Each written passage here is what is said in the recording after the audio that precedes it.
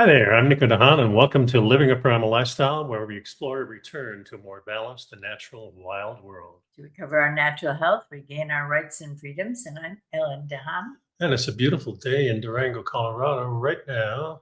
Let's see right here. It's 36 degrees and going up to a high, looks like about 40 degrees. Yeah. And we're expecting some snow later on in the week. Yeah. Maybe 2 to 4 inches, maybe a little bit more than that. So that's kind of nice. We've had some dustings of snow that when you look out the window and say, oh, it's snowing. Yeah. And then, 2 hours later, it's all gone. Well, kind of like last year, we had one blast around Thanksgiving, and then it kind of just. We had a little bit more at Christmas this year. Happy New Year, everybody! Happy New Year! So that's interesting. This time of year, it's we don't have immediate family right around the neighborhood here, but we do have some good friends, and we spent some time with them over the Christmas holiday and the New Year's event. And we like to do a New Year's Eve get together. Yeah, we actually tried to get a bunch of people together, and then we couldn't get a reservation until real late. We're early birds, so we had dinner with a couple of friends, and that was really nice. Yeah, and it's just we don't want to go out on the roads when people are indulging in adult beverages and bad behavior. No, we do that at home. Yeah, right. The drinking part, not the bad behavior. But we had a nice New Year's Eve. I think I went to bed by 10 o'clock. So it was a little late. But that's what we've been doing. Yeah, it was the latest we've been up in quite a while.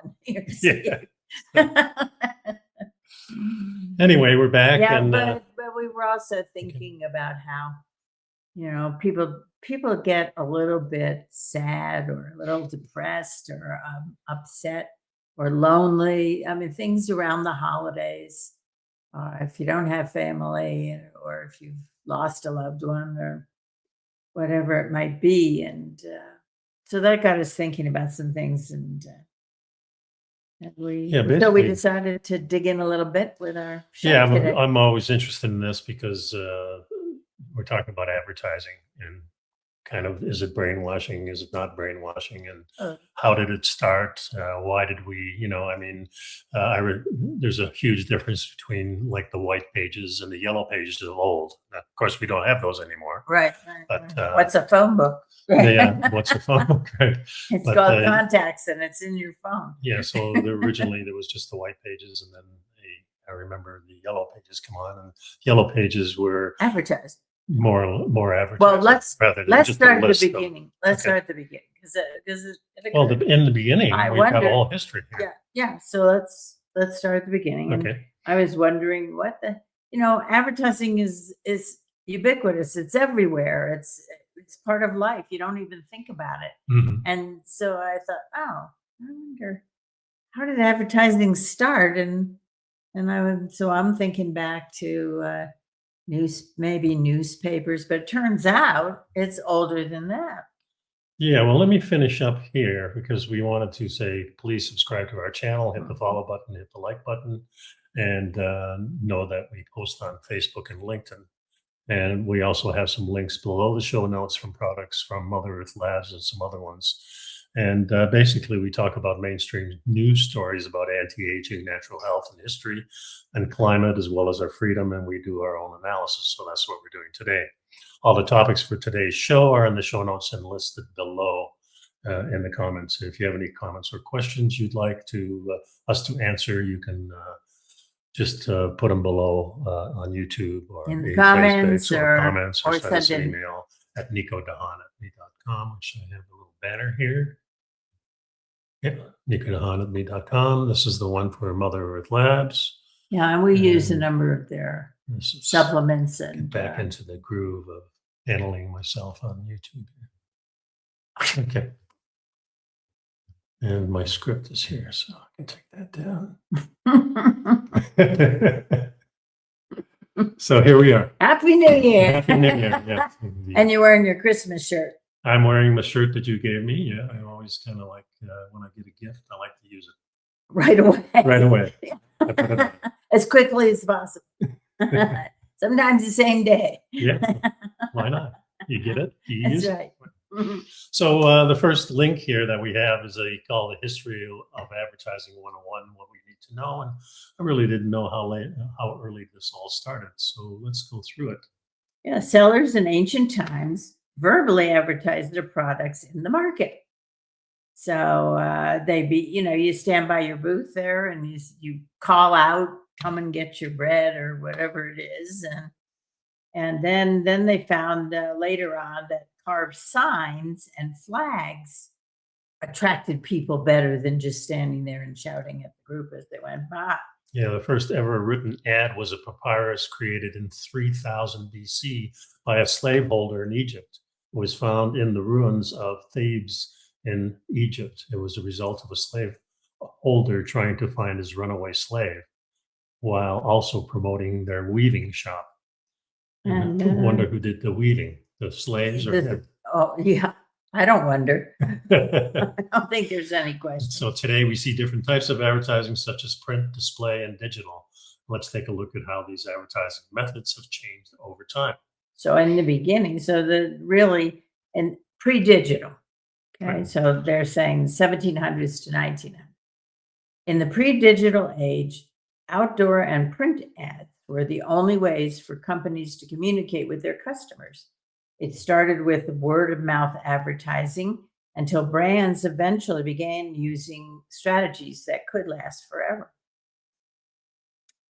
Where's my... There we go. Okay. The first newspaper advertisement was published in 1704 in the United States. And then in the early 1800s, billboards came into existence. Oh, what a waste that was. Yeah, clutter up the landscape. Oh, my goodness. All right. Brands began, and you got to figure billboards in 1800s, there weren't any cars. No, but you had horses and buggies. I'm assuming that they were all in the city. Yeah. And probably next door to the place or on the building. Yeah. Or paint. Actually, if you drive through some of these older cities, you find the advertisements painted on the sides of the buildings. Yeah. The name of the company. And in fact, we have some of those in Durango, some of the old buildings, and they've been revived as nostalgia. Yeah. And history. Okay, let's see. Brands began to leverage the billboards to express their value proposition. Yeah, direct advertising, which involves directly reaching out to potential customers, was considered an expensive option before the internet. Many organizations preferred indirect advertising because it was more affordable. Indirect advertising dealt with promoting a product or service in a subtle way without sounding too salesy. For example, big signs and posters in front of the shop are considered indirect advertising. And then, and I'm sure the ads in the paper and that kind of thing. All right, now talk about that. Sears, Roebuck and Company, the Sears catalog. I mean, it's part of the history of the West, development of the West of this country. Yeah. Sears was the first company to focus more on direct advertising when they launched their first direct mail campaign in 1892. The company posted more than 8,000 postcards, and that generated 2,000 new orders. And when other companies and organizations saw what was happening, that encouraged them to allocate more for their advertising budgets as well. So the golden age of advertising is when advertising took a whole new turn, when radio stations and television came into play. So this is from the 1900s to 2000. No, we got to pick the radio first, obviously, because television was the 50s. Yeah, and by the beginning of the 20th century, more than 30% of the world's population used them. At this time, ads started to feel more personalized as communication was now directly between the customer and the brand. Radio advertising was launched in 1922 and was a big hit, allowing businesses to convey their unique selling propositions directly to consumers. Advertisers started paying radio stations to broadcast advertisements to their listening audience. Yeah, radio ads were then followed by TV advertising, with the first television commercial airing in 1941. The Bulova Watch Company aired their first TV commercial, which was 10 seconds long and seen by 4,000 people in New York. Yeah, it could, because televisions were not widespread in 1941. Maybe between 1941 and the mid 50s, maybe one half family in the neighborhood had a TV, and everybody went over there to watch something. Yeah, I remember when we first moved up to Sudbury, Canada, back in the 50s. I think we moved there in 51, maybe 52, and we had one neighbor. And it wasn't really in the rich part of town. Interesting. There was one neighbor who had a lot of children, and maybe that's why. And I used to go over there to watch Buck Rogers, and I think Howdy Doody. Those Saturday morning programs. The Saturday morning programs. I remember distinctly. Yes. Yeah, and there were only 3 channels, and then Saturday. 3 channels in Canada. We are lucky to have one. We had one channel. Canadian Broadcasting. It wasn't until like the mid 50s we moved to Toronto, and we big city. Big city. They had one station, but Buffalo had 2 others. Buffalo, New York. Yeah, and that's where I first started seeing the Tarzan movies on Sunday morning and things like that. That was a whole new world. That was really cool. And then, I think back on what we watched on television. Saturday morning, we watched television because you had Mighty Mouse, and you had there was cartoons. There was Gene Autry and Roy Rogers and Dale Evans, and lots of shows. Hopalong Cassidy, yep. And a lot of Westerns, yeah. And then, of course, we had the Howdy Doody show, things like that. Yeah. A lot of people listening may not remember all those things. Yeah, well, that's okay. We do. In the 1950s, brands started introducing characters just for advertising to resonate with their audience. For example, Kellogg's introduced the cartoon mascot 20 the Tiger to promote Frosted Flakes breakfast cereals. Many brands started focusing more on increasing their brand awareness with advertising instead of just being strictly focused on sales. And, I was thinking too, back in the 50s, even though we had television, my mom would listen to the radio. She'd listen to her soap operas on the radio, and then there would be big band entertainment shows and all kinds of things were on the radio. So the TV was not so much. I don't know. We had a TV because I remember watching the Ed Sullivan Show. Yeah. Well, I remember in Canada, there was no morning TV unless it was just on the weekend. There was that test pattern. Yeah, well, the test pattern came on at 10 o'clock at night or midnight or whatever. For us in Canada, I think it was like 10 or 11. And then after that, there was nothing on TV till 8, maybe 7 in the morning. In Canada, I don't remember anything until like noon time when the soap opera started. There was no morning shows for a long time, and then slowly but surely, no news shows. No news shows, certainly. I mean, the news was a half-hour blip back. I think that started. I remember starting watching that in the late 50s, maybe early 60s. There certainly was no CNN and 24-hour news. There was nothing. There was no cable. No. It's very simple. It says, even with the widespread popularity of TV and radio, advertisers still leveraged offline advertising with newspapers and billboards. And then came the internet, which afforded even more ways to execute advertising strategies. So online advertising started about year 2000. And let's see what it says here. The internet had taken a hold of our lives since the early 2000s. The use of internet became more widespread, and brands saw this as an opportunity. Advertisers began focusing more on digital ads instead of traditional offline channels. Yeah. And I think one of the things that has contributed to the downfall of newsprint and magazines, so that everything's online now, is the advertising switched to the internet, and they needed the revenue for the ads to print the newspaper. Well, another thing that changed ads a lot was when we started recording programs on TV, and then you could fast forward into through the ad. through ads. And now still there's some mainstream that still have ads in there, but you just mute it, or sometimes you can't fast forward, but you do mute it. So there's a lot less of that, and we'll get into that as we go on. Okay, so the first online display ad was created in 1994 when advertisers created a banner ad to drive customers to website landing pages. Although brands faced numerous challenges initially, the launch of web services provider Yahoo paved an easier path for all the advertisers. Yeah, Yahoo pioneered the pay-per-click ad model to attract advertising. Pay-per-click ads helped advertisers effectively invest their budget because they only pay when viewers clicked on the ad.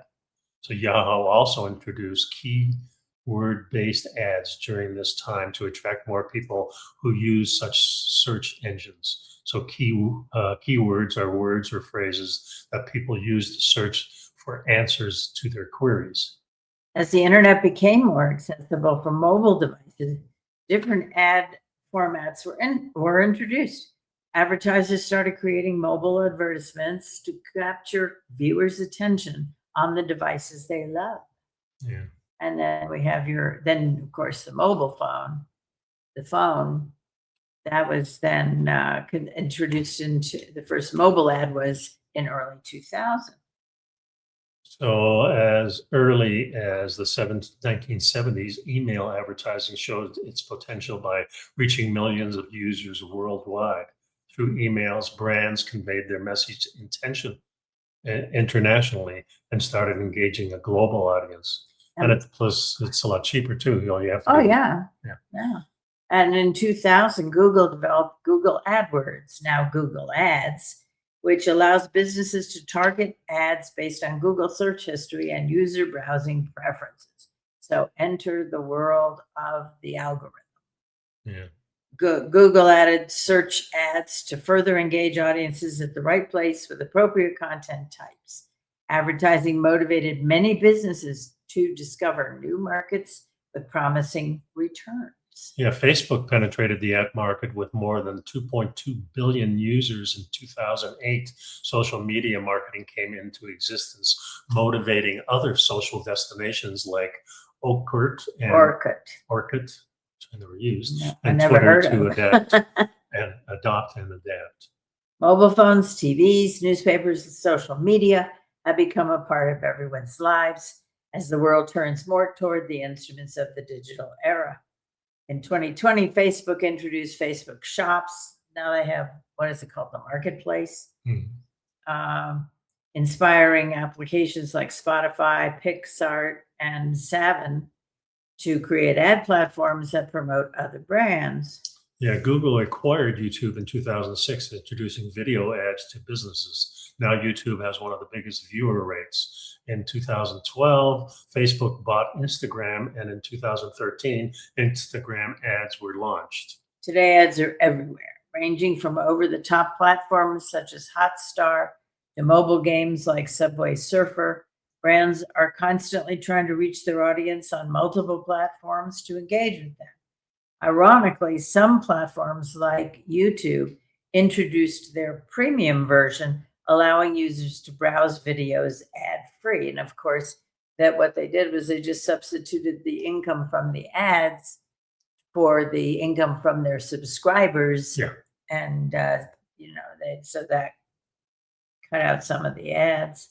And, there's been some influential people, 7 people who changed the history of advertising. Yeah, so we'll go into a little bit of that before we move on. So the first one is Johannes Gutenberg, who invented the printing press. Yeah, the gift that he brought left behind is priceless. The printing press. The printing press is a mechanical device that transfers ink to different surfaces, making it easy to duplicate text. It was launched in 1440. 1440. You don't think about it being that long ago. But yes, that's a long time ago. The printing press allowed people to spread knowledge around their community faster than ever before. And before this invention, advertising was mostly just word of mouth. Then we have Benjamin Franklin was the one who published the first magazine that contained an ad. So there were flyers and what, I forgot what they called little posters and things like well, that. they had tracts, they called them TRACTS. I don't know. Anyway, there were flyers, paper, single sheets, whatever, would go out. But he did the first magazine that contained an ad. And since there were no ads in the magazines before, he had lots of room to innovate. So he wrote the copy for local retailers. Of course, the quality was excellent. And the experimentation with the redesign of the Pennsylvania Gazette, which now included illustrations, typography, adjustments, and white space. White space was a big thing because before, everything was just printed on the page. It was just, the whole page was full of words. There were no paragraph breaks or white around the edges. And it was much easier to read. Yeah. Then now here, they're saying that P.T. Barnum was the original purveyor of fake news. Yeah. Well, he was the circus guy, right? Yeah, he created the Barnum and Bailey Circus. In the 1840s, and before the circus, he owned a museum. And I think that's still in Sarasota, Florida. Yeah. Right? Yep. The Barnum and Bailey Circus. Yeah. One of his most famous gags was the sign in his museum that read, "This way to the egress." And a whole lot of people didn't know what egress meant. And it means exit. Okay. So they would follow the sign and step through the door and find themselves outside and have to pay to get back in. Yeah. That was quite a marketing. Flim Flam Man. Then we had the Wayland Iyer ad agency. That was in 1869. At the age of 21, he used his entire savings of $250 to found the N.W. Iyer and Son. Although this was not the first advertising agent to exist, it was the first to dramatically change how advertising agencies functioned.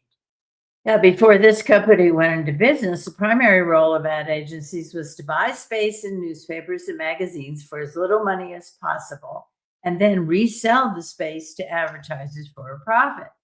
Ayer did this too, but he took a couple of extra steps. He oversaw the planning, design, and copy for the advertisers, and kind of created the first modern advertising agency. He also developed the open contract in 1875, which guaranteed that his clients would get the lowest possible rates, while the agency would make money with a 15% commission. And that commission still is pretty standard today. Yeah, then there was a lady by the name of Helen Lansdowne Razor, and she was an advertising executive with J. Walter Thompson Company. She's considered to be the greatest copywriter of her generation. She was the first woman to successfully plan and write ad campaigns that were released across the nation and the world, and not just locally. Yeah, mostly notable to some, her Woodbury soap campaign in 1910, "A Skin You Love to Touch," is often referenced as the first advertising to use sex appeal. Yeah, they acquired the soap account in 1910, and by 1921, the company was selling 20 times more of its product. And back then, that was pretty shocking to mention skin and to bring sexual innuendo in. But of course, today everything is people, scantily clad girls draped over new cars, and it's. I remember back in the 50s, there was an ad for the Cross Your Heart bra. Yeah, I remember that one. And the woman who was modeling it had it on the outside of her clothes. On her sweater. On her sweater. I remember that. Yep, because you certainly weren't going to show anybody standing there in a bra. No. Today, my God.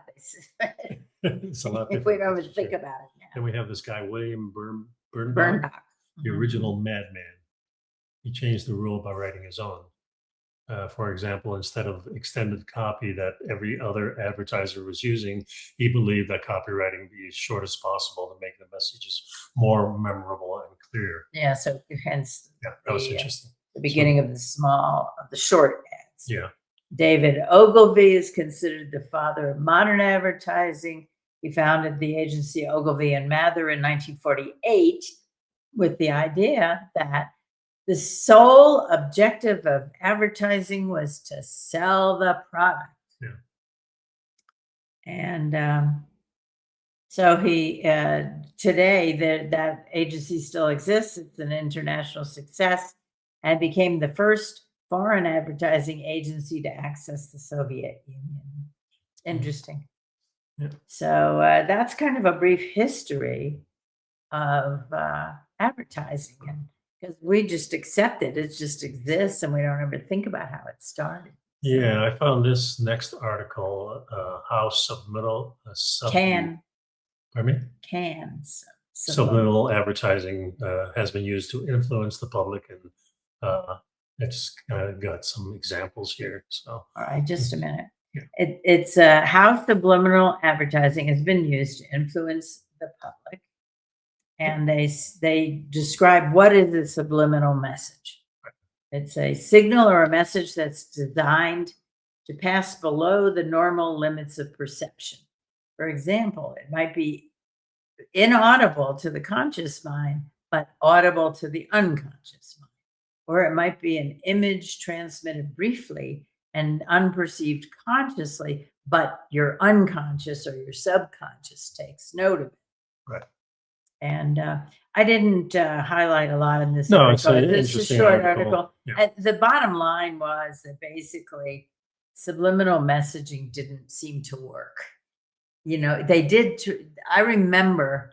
Well, they used to have flash, those, like you could barely see it or you couldn't see it at all. It was so fast, and things like that. And well, they did some tests. I remember when I was in high school, they did some tests with, and I forget what class it was. I think probably sociology, where they did some flashing of numbers on a screen. And then you had to see if you saw it. You could remember. And there was quite a few people that could see it. I remember seeing some of the numbers. It's kind of the same one with the different colors in it. Yeah. And the other one that I remember distinctly was there was a little video of people at a party. And the instructions were, watch carefully the people at the party. And everybody was watching the people at the party, and meanwhile, a guy in a monkey suit was going across the whole screen. Walked across the whole screen, and nobody saw it. Yeah, because they were all focused on the people, or look for it people took wearing me a black couple of shirt. times to look at it, and then I finally saw it. Yeah, it was pretty. Once you see it, you can't unsee it. Right. But it was very interesting. So this next article is how advertising manipulates behavior.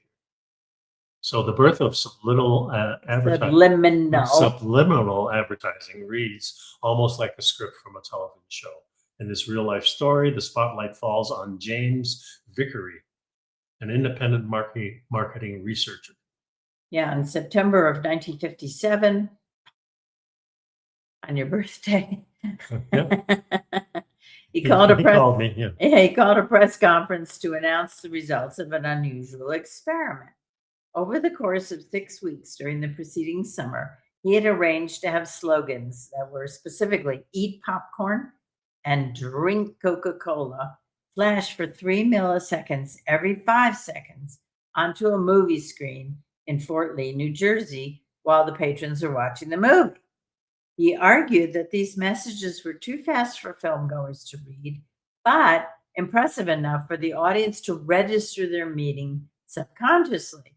And as proof, he presented data indicating the messages had increased soda sales at the theater by 18% and popcorn sales by 58%. The public reacted with fury. His findings played directly into a popular fear at the time that Madison Avenue could manipulate consumers like mindless puppets. Yeah, and there was such a furor that public pressure mounted. And the UK, Australia, and the National Association of Broadcasters in America all banned subliminal advertising, sight unseen. After 5 years, he confessed. No pun intended. Yeah, sight unseen. I get it. After 5 years, he confessed that this so-called experiment was a gimmick. His admission garnered far less attention than his initial publicity stunt. Many in the US and Europe continue to believe that subliminal advertising could shape consumer choice, despite all the evidence to the contrary. Yeah, and it says, basically, it goes on to say, subliminal messaging cannot override our intentions or commandeer our will. On the contrary, it seems we are susceptible to these extremely brief suggestions, but only under special, somewhat limited circumstances. Because these subconscious hints streak through our memory almost as fleetingly as they flash on a screen, they hold no power unless they happen to relate to our immediate goals or natural proclivities. So in other words, if you were thirsty at the time, it's possible and it's possible that it suggested, but it didn't, the article says that it didn't, it wasn't scientifically proven. Well, and it didn't end up with, if some people, when they were thirsty, they didn't necessarily drink Coca-Cola. They drank iced tea, they drank water, they drank all kinds of things. So it was more the thirsty part than the actual brand of Coca-Cola. Right. Other controversial campaigns have been involved in masking or backward masking, a technique in which the audio engineers record spoken words backwards on a track. And proponents claim that the reversed messages acted subliminally on the listeners.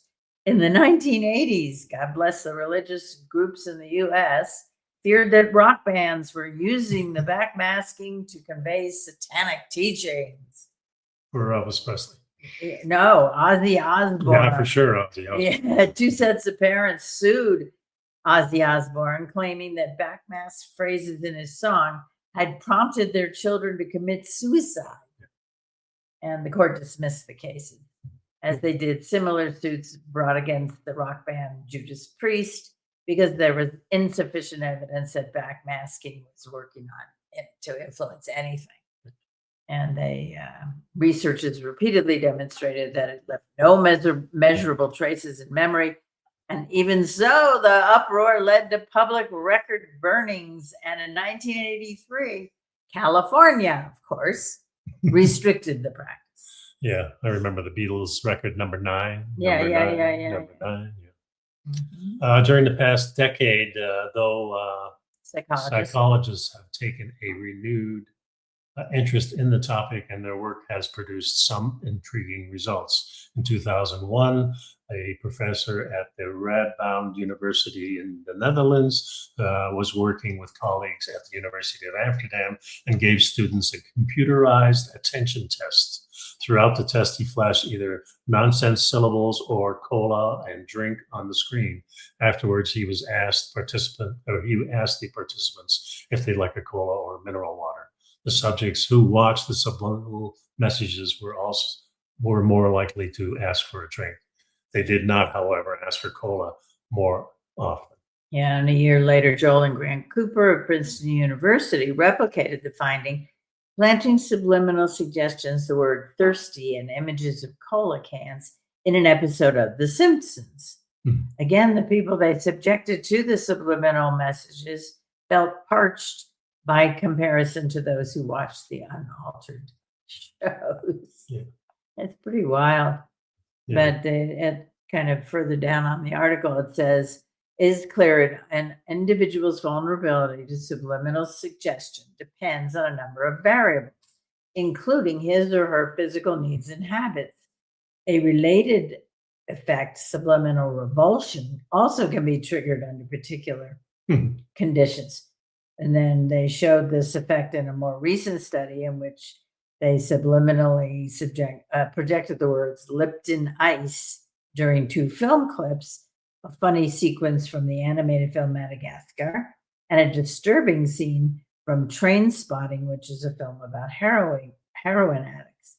And after the screening, they offered participants Lipton ice or mineral water, compared with the control group that was not subliminally primed. Those who saw the brand embedded in Madagascar wanted more of the Lipton ice, and those who watched Train Spotting that did not have the Lipton ice in it, they chose it less often. So it only, and again, they found that it only influenced thirsty test subjects. Right. It's kind of, so.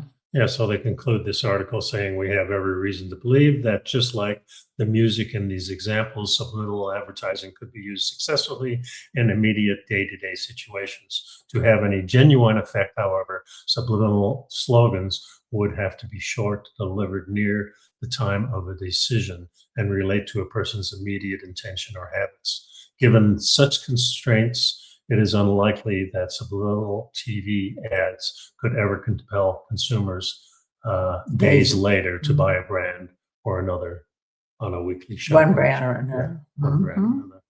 Yeah, so it's there's lots of misconceptions about it and lots of fear factors. So, all right, where are we here? Yeah, the next article is called "A Large Meta-analysis Links TikTok and Instagram Reels to Poor Cognitive and Mental Health." And this is the first article that I kind of noticed that brought me to the attention that we were going to be talking about this. Because I've noticed it in myself. Yeah, I've noticed during the years when we started reading more on a computer, having things like Facebook and YouTube and these short little things which attract our attention and little clips and videos. Yeah, these things compel you to not want to delve into things that are long and things.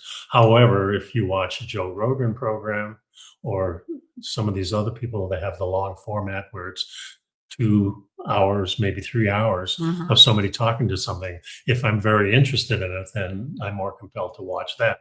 But I find myself some of these, well, especially now with what we have with these AI generated. Oh, geez. You can really start seeing that they never really get to the point.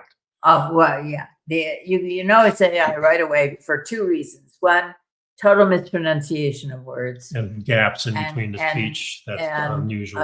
A pause at the end of a line rather than the sentence. Right. And then, and also I think they must be getting paid by the word, because they talk and talk and talk and talk, and you never get to the point. Right. And even though you've had debate of the name of it, right, it's or they have 20 minutes of all this big introduction over and over and over again, repeating the same words to get to one line, which is the one thing you might be interested in, and it's really annoying a lot. Yeah, it is. So, we've started really screening for those and not watching. Yeah, I think it should be like on platforms like YouTube and the other ones. I think it should be noted. Well, some of it does say AI. Some of them does, but not most. Right. So So let's go into this. Well, and the question then also that had occurred to me is that my observations as a teacher and as a person who is concerned about and follows what's going on with the children these days and so on, that there seems to be a marked inability. I mean, it's like they've got the attention span of a gnat. You can't get somebody to sit down and read a number of pages in a book or sit quietly and focus. The focus is missing. The attention span is short. Well, reading ability is compromised also, right? Sure. Yeah. Sure. Yeah. So this article was put together for the Psychological Bulletin. And it says, and when you see meta-analysis, what you're looking at is a summary of a number of papers that have been published. Right.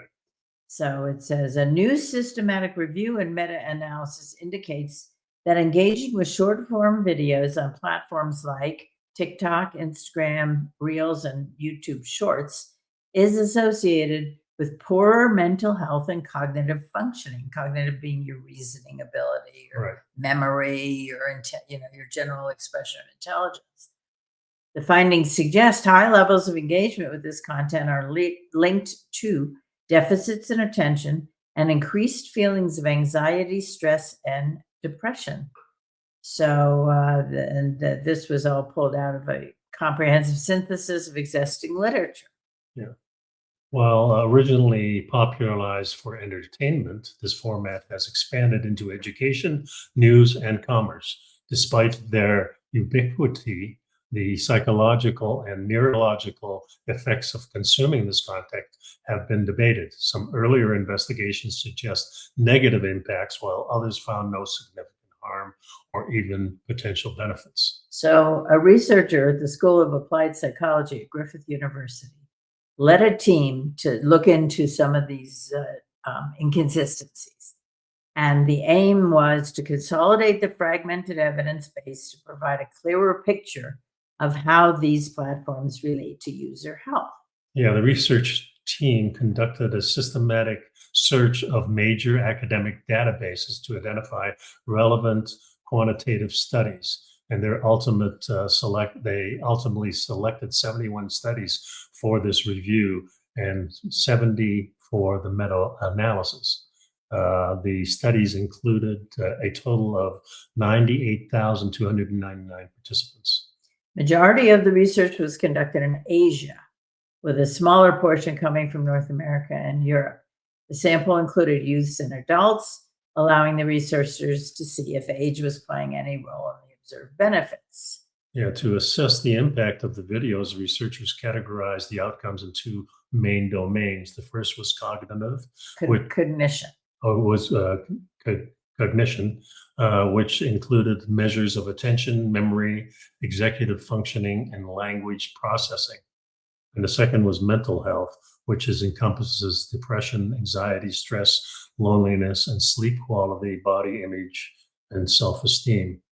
They also looked at how video engagements were measured, distinguishing between simple duration of use, frequencies of checking, and scores on addiction.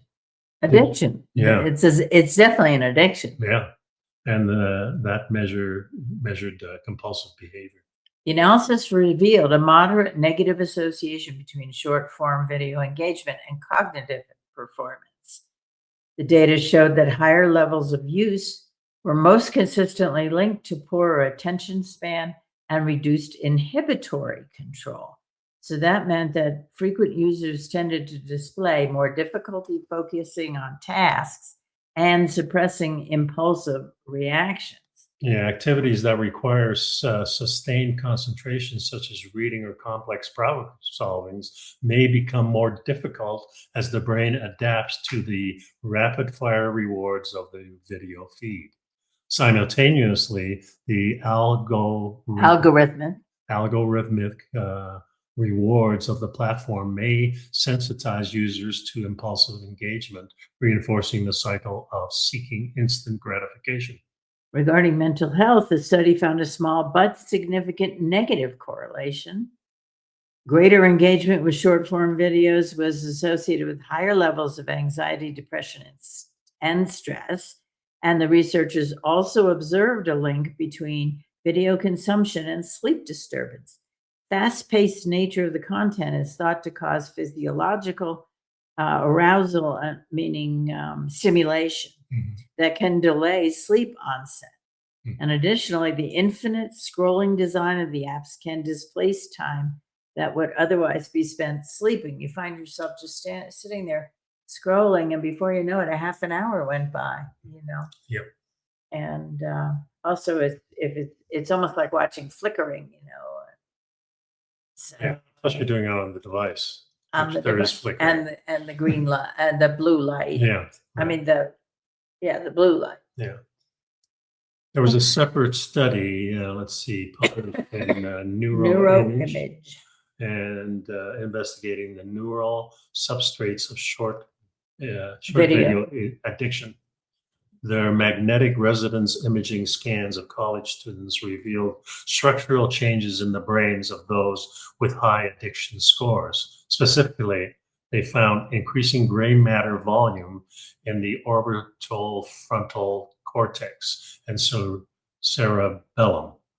These regions are heavily involved in reward processing and emotional regulation. The team also identified functional differences in brain activity. Users with addiction symptoms showed heightened activity in the dorsolateral prefrontal cortex. This pattern suggests the brains of addicted users may be working harder to maintain cognitive control or are experiencing alterations in how they process rewards. This neurobiological evidence supports the cognitive deficits that were identified in the original meta-analysis. Yeah, it's pretty interesting. They also found that the high levels of active engagement were linked to a reduction in the brain's alerting network efficiency. This network is responsible for maintaining a state of readiness to respond to incoming information. Now, their functional imaging data showed that the active use was associated with specific connectivity patterns between the prefrontal cortex and the posterior cingulate cortex, hinting at a trade-off between the social interaction and the attentional readiness.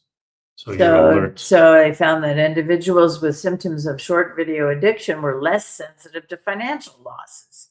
This reduced sensitivity was mediated by decreased activity in the brain region that involves self-reflection and evaluating risks. And this aligns with the researchers finding that inhibitory control is negatively associated with heavy usage. Yeah. These are kind of disturbing trends of the way the world is going. I remember just a few years ago reading articles about the fact that babies are not able to recognize human facial expressions, which is somewhat alarming, since we always depended on that for survival. Yeah. You have to be able to read body language.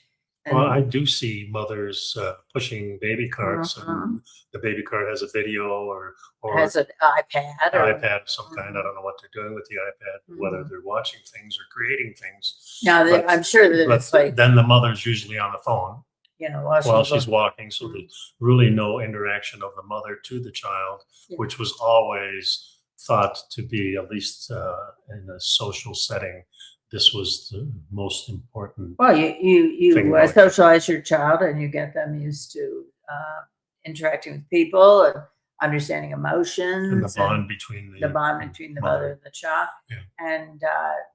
And back in the day, you would find the mother, if a mom needed some time to do something and the kids were in the house, you'd sit them in front of the TV. Right. And now they're handing 2-year-olds iPads, and phones, and so they're all sitting there playing with the. When we were growing up, it was mostly just little toys and stuff they gave us. It could be anything. Our imagination would make. Yeah, and we were used to playing and entertaining ourselves. And then we'd be more using, imagination. And when I remember moving to Canada, we had a neighbor that always had brought in sand. He would bring in a whole pile of sand for his son, and his son and me would be out there making forts and creating all kinds of things like you would at the beach. Right. But this was at the home. I also included here a Google search. We were wondering about dream advertising because we saw a mention of that people were saying that it was possible to intrude upon people's dreams and advertise products. But it turns out that all they're talking about is, when you have a dream, so very often you can say that was a weird dream, but I know where this piece came from, is that show we were watching, right, or, something like that. So it is normal to process a certain amount of the input that you get during the day or during the week or whatever through your dreams. But, and it turns out that they're talking about actually introducing information to you before you go to sleep, not because they say trying to run information while you're sleeping doesn't do anything. You don't remember it, you don't memorize it, nothing. Yeah. So anyway, I included it in the show notes. it's just interesting to look at if you're interested. Yeah. And that's pretty much the show, I think. Yeah. So thanks for sticking around, and good to see everybody. Although we can't see you, you can only see us. But we know you're out there. Yeah, that's right. And thanks for being here. And be well and be safe. Bye-bye now.